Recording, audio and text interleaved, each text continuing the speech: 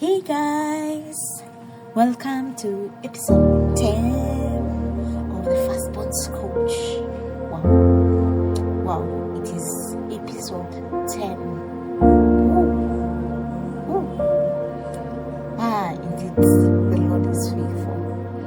And today we are looking at, let's say,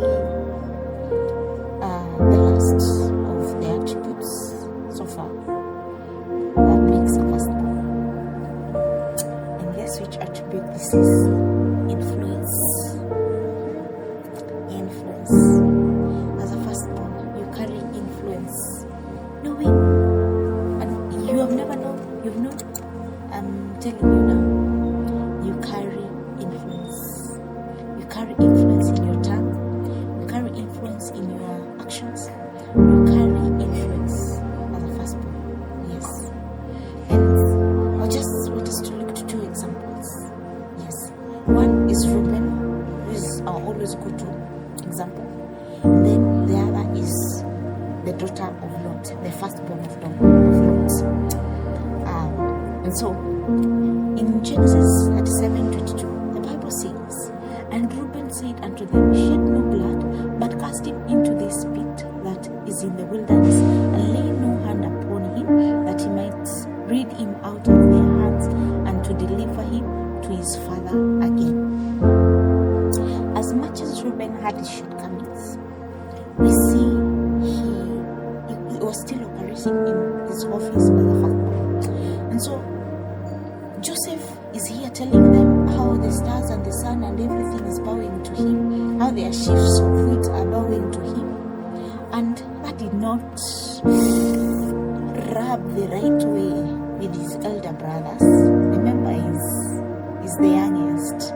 Benjamin is not yet born. So Joseph was basically the small one. And he's here telling his elder brothers, I'm going to supersede you. I see the Lord making me bigger than all of you. You will bow to me and come and bow to me. He's a boy. He has a vision. He has a dream. He doesn't know how to interpret it. And he's telling his family, and his nears, laughing to make it worse, is the son of the beloved mother. So these words are from Leah, who their mother has to beg Joseph's mother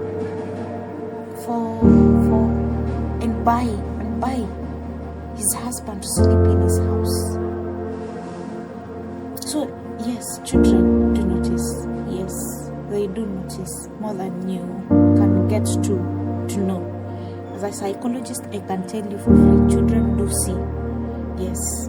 And so these children have grown up seeing our father doesn't love our mother the way he loves your mother. 1. 2, you are our father's favorite.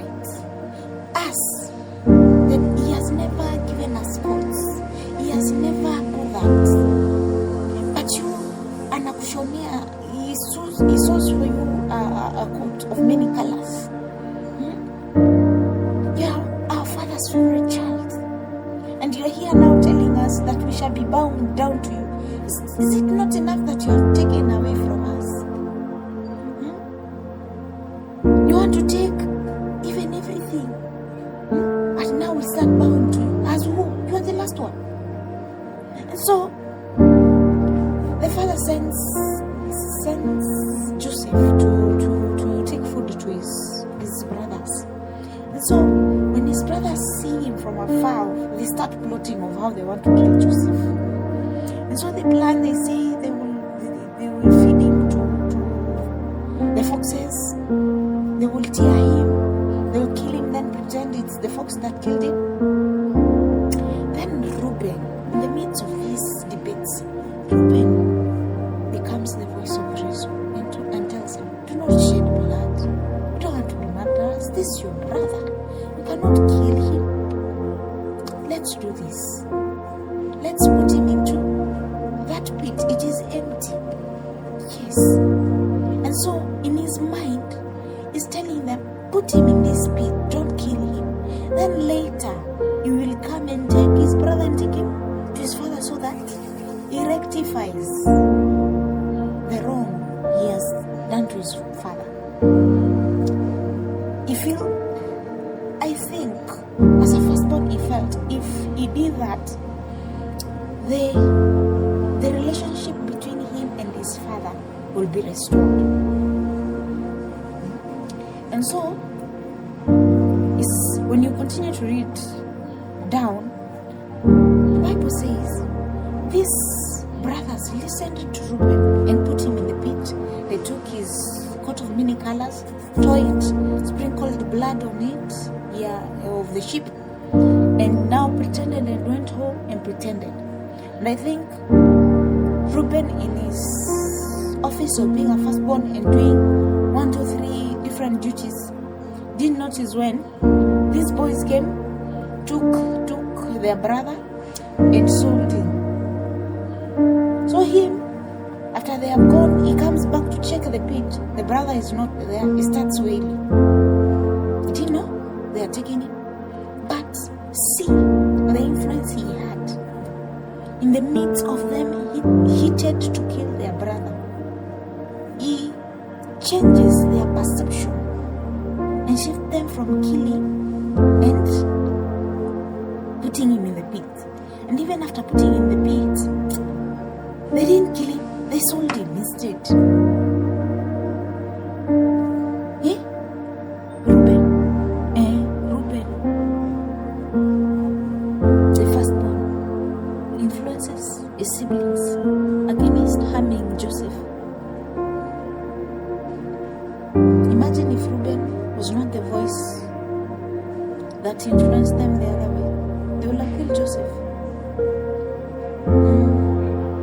And they wouldn't have cared. But there's something about being a firstborn that there are things your spirit cannot allow you to witness. And some of those things. I know there is a firstborn who killed his brother. We all know. But there's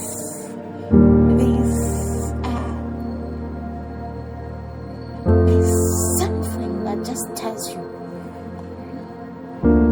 Why is it as a firstborn you cannot see things go wrong and just sit? Yes. And so there's an influence that a firstborn carries. Let's look at the daughter of Lot. In Genesis 19, 1 to 32. And the firstborn said unto the other, Our father is old, and there is not a man in the earth to come into us after the manner of the earth. Come, let us make our father drink wine, and we'll lie with him, that we may preserve the seed of our father. Now, these are daughters, they are not sons. And now, the Lord has sent them out of Sodom and Gomorrah. They have been preserved. Their mother, on the other hand, desired to stay in Sodom. I think because she was from Sodom, so she felt like, I say, home remained to give you. And she became a pillar of salt.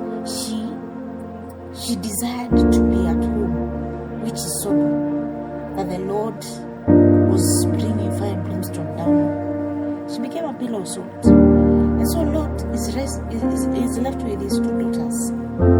And now, the 2 daughters, because now the father was terrified after what had happened in Sodom, he resorted to live in caves.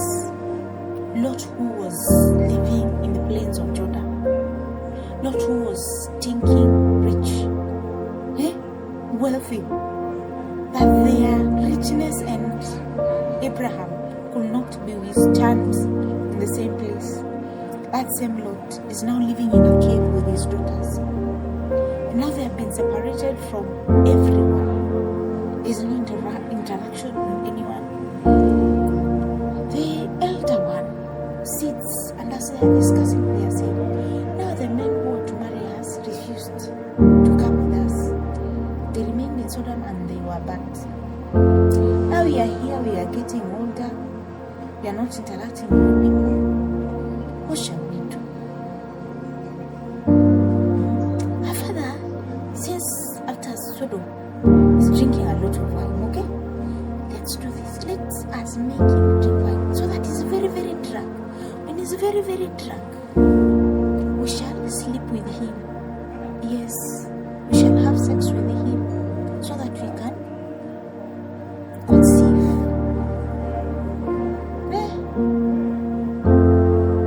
He's telling the younger sister.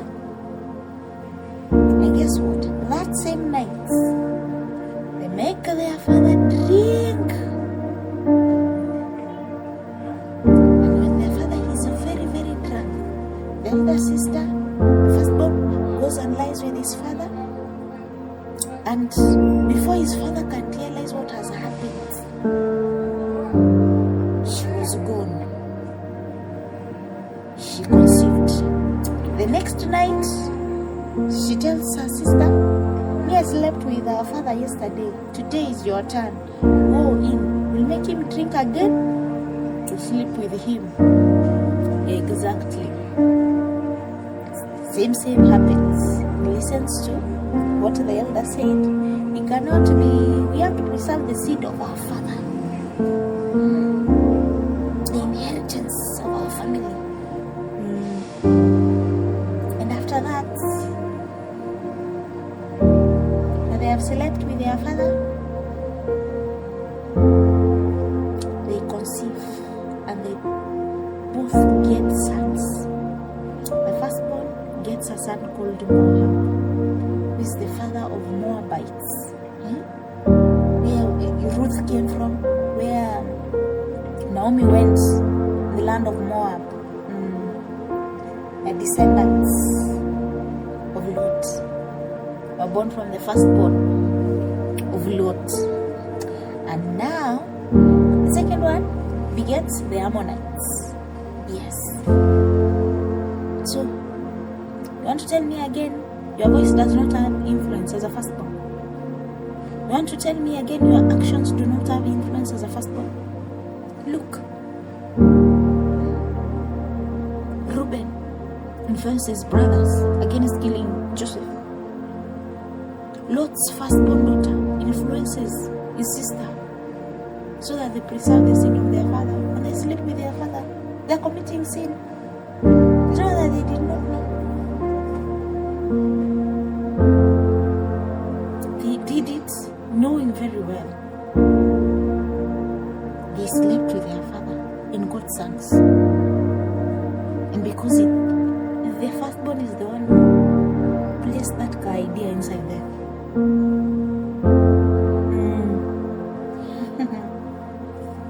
And you're here saying what?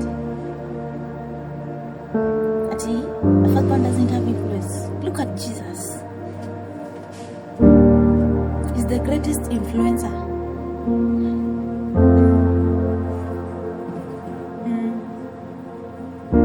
So, as a firstborn,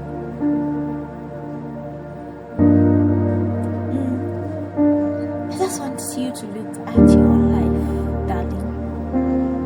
Assess it as a firstborn. If you're a firstborn, let's meet here.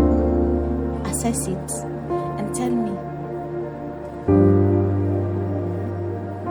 And for those who lost their firstborns or have had to fill in as firstborns, look at yourself and how you got problems.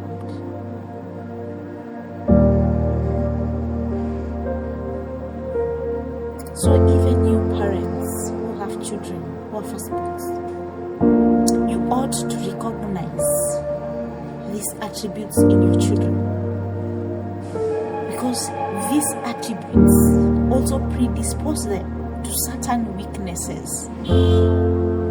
And we'll see in the Bible, there is a pattern that follows a firstborn. There are things they struggle with, and we can see it across different firstborns in the Bible. There are things they struggled. There are things they struggled with. And it's not just one firstborn. It's one firstborn, the next one, the next one, the next one. So this mandate is heavy, that it attracts things.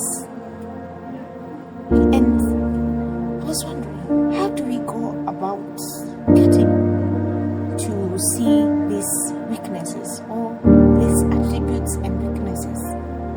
And I was thinking, what a better way than getting to look at these firstborns, each and every one of them, from the Bible,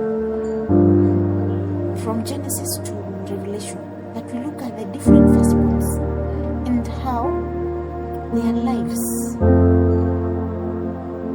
and how it impacted a generation, how it influenced decisions, you see. And so next week we are beginning a new series. Yes, we are looking at the different personalities. I don't know how it will go. Probably we do a personality a day or a personality a week, so that we are getting to delve and look at the different characters and attributes that these individuals brought as firstborns and the things they struggled with. And we get to see, are we struggling the same?